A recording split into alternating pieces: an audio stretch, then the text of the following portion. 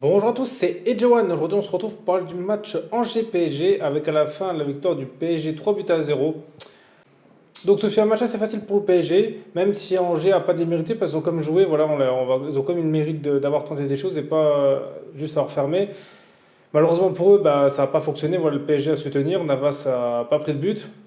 Donc sur ce match, on a bien vu que le PSG, on va dire, était plus en mode gérance. Voilà, ils sont pas donnés à fond, c'est-à-dire ils ont su accélérer quand il fallait et après ils ont géré le match. Donc ils vont ouvrir le score par Mbappé qui va faire ça spécial. Donc il va faire une belle frappe à terre en dehors de la surface. Donc justement, c'est bien qu'il continue à marquer parce que vu que là, il n'y avait pas Messi et Neymar et on va dire tout reposait sur lui et il a su répondre présent. Donc ça a vraiment été un bon point positif. Après, ça s'est vu comme qu'il y avait l'absence de Messi et Neymar en termes de passes parce que voilà, Di Maria, il n'a pas réussi à trouver beaucoup de fois Mbappé pour justement le mettre en position pour pouvoir marquer. C'est que ça, j'ai remarqué que le PSG est dépendant, à mon avis, de ces deux joueurs-là en termes de passes. C'est pour ça qu'il faudra au moins en garder un des deux, sinon ça va être compliqué l'année prochaine justement pour pouvoir alimenter justement soit Mbappé, soit notre attaque. Parce que là, j'ai trouvé que c'était quand même assez pauvre en attaque. Ensuite, le PSG va mettre un deuxième but grâce à Ramos, voilà, sur corner. Donc ça, justement, c'est bien d'avoir mis sur corner parce que cette année, le PSG, justement, c'est un peu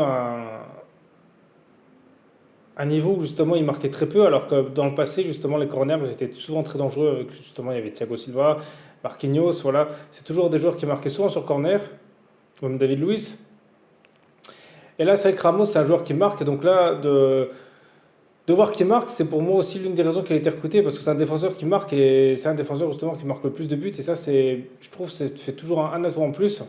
Donc là, grâce à ce but sur corner, ça faisait 2-0.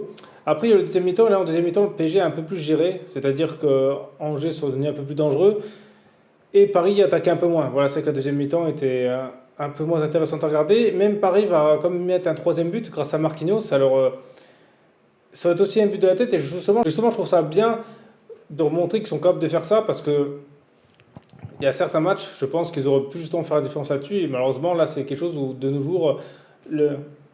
et parce que justement, et parce qu'en général, le dernier match du PSG, ce qui faisait fort, c'était justement le trio d'attaque. Et sans ça, il n'y avait pas d'autres buteurs. Donc là, justement, de pouvoir remarquer de la tête, ça fait quand même un atout en plus dans l'équipe du PSG. Alors, ce qui a révélé le PSG, c'est parce que justement, ils ont failli concéder la penalty. Angers devenait un peu plus pressant.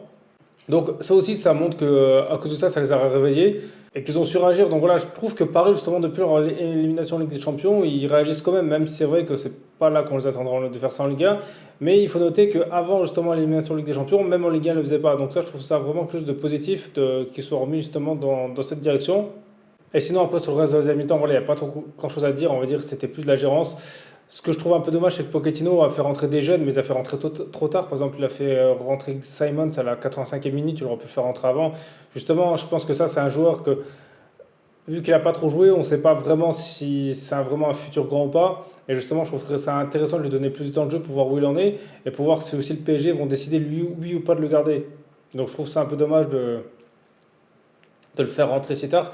Après, il y a un autre jeune, là, Michou, qui a pris un carton rouge sur un tacle, à mon avis, un excès d'engagement. Donc voilà, après, je pense que malheureusement, c'est un geste maladroit. C'est dommage pour lui parce que voilà, vu que c'est pas un joueur qui a beaucoup de temps de jeu, ben, il sort direct, donc c'est un peu dommage. Mais bon, c'est comme ça, je pense que ça va lui apprendre.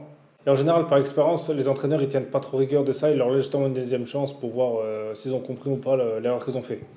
Donc voilà, je pense que cette victoire au PSG elle fait vraiment du bien parce que ça, c'est le genre de match piège. Voilà, c'est les matchs dans la semaine contre des petites équipes à l'extérieur. Donc ça, c'est le genre de match que des fois Paris perdait souvent. Mais là, justement, ils ont su répondre présent, même malgré l'absence justement de 9 joueurs. Donc voilà, après sur ce match, c'est vrai qu'il n'y a pas trop de choses à dire. Après, justement, si bon, vous avez retenu des trucs qui vous ont marqué, ben justement, dites-le moi dans les commentaires. Et sinon, merci à tous d'avoir regardé cette vidéo. C'était Edgewan. On se retrouve très vite pour une prochaine vidéo.